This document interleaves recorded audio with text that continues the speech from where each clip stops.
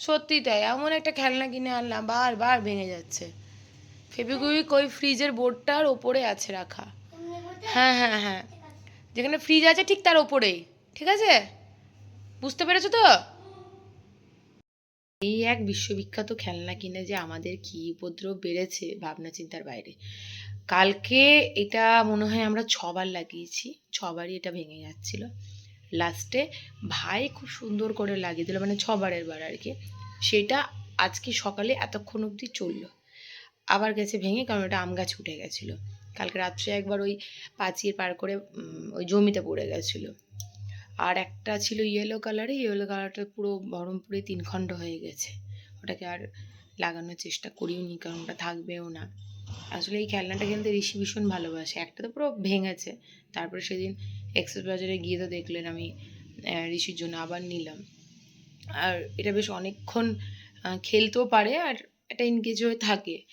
আর বেশি দিন তো একটা খেলনা নিয়েও খেলে না, সেই জন্যই একটু পাল্টে খেলনা কিছু দিনের মধ্যে মধ্যে ওর জন্য কিনতে হয়। তো এইটাতে ও আনন্দও পাচ্ছে, বারবার ভাঙছে, আর আমাদের মাথা ব্যথাটাও বাড়ছে।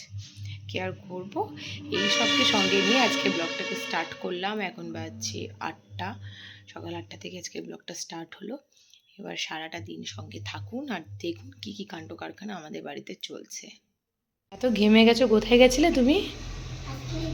কোথায় গেছিলে? দিয়ে কি কি কিনলে হাটে গিয়ে? আইসক্রিমটা আর আর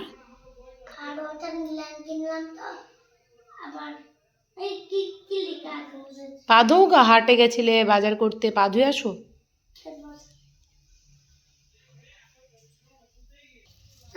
কত বাজার করেছে তোমার?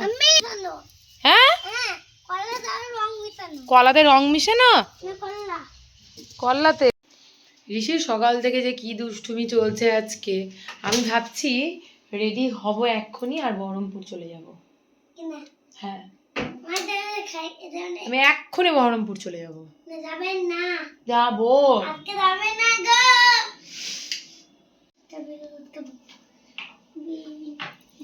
বকবে কিন্তু। এটা হচ্ছে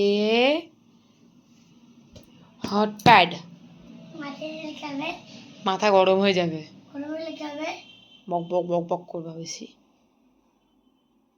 মাথা নিয়ে বক বক বক করব। কোন লাগাতে সুইছে? চলো এবার ভাত খেয়ে নেবে, চলো চলো চলো। এটা গেটা মধ্যে লাগিয়ে দে, চলো ভাত খাবে, চলো। কেরিং লাগিয়ে দে না, শট মারবে। কি কাণ্ড, মাথা নাকি গরম করবে। মানুষ সবাই মাথাকে ঠান্ডা রাখার চেষ্টা করে, ঋষি মাথাকে গরম করার চেষ্টা করছে।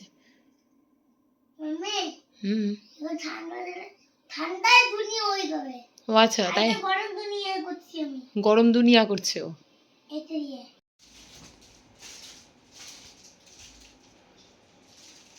সব জিনিসগুলোকে মেঝেতে ফেলেছিল, হয়েছে সব গুছিয়ে রেখেছো?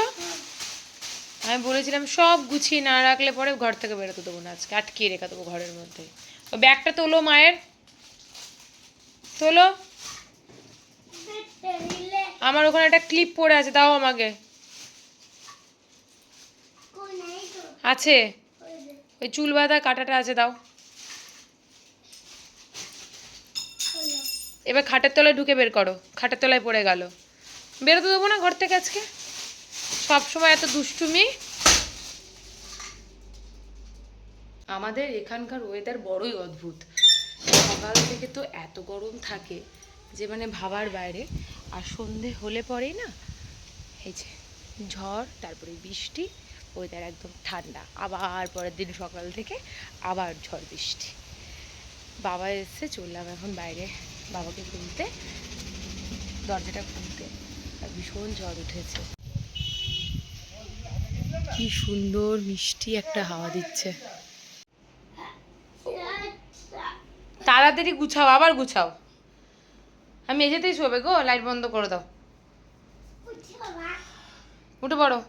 হ্যালো, কি করবে? শুয়ে পড়ো, মা ঘুমিয়ে যাচ্ছে কিন্তু। বেশি ডিনার করে এসে খুব সুন্দর আজকে একটা রিলস বানিয়েছে। কি রিলস? হ্যালো মামা, ধাক্কা লাগলে নিনে বাদ বাকি হিন্দিটা আর বলতে পারছে না। আপনারা আমার ফেসবুকে গিয়ে ইনস্টাগ্রাম অ্যাকাউন্টে গেলে কিন্তু সেই রিলসটা ঋষি দেখতে পারবেন। আর ইনস্টাগ্রাম